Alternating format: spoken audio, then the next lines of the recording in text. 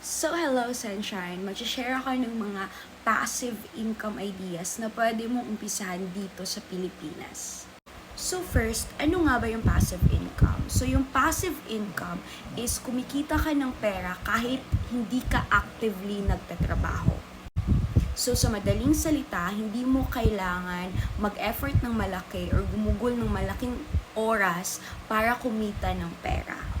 So, first passive income is stocks and dividends. So, kung may extra savings ka, pwede kang mag-invest sa stock market or may mga companies na bibigay ng regular dividends. So, pwede kang kumita ng pera kahit hindi ka nagtatrabaho.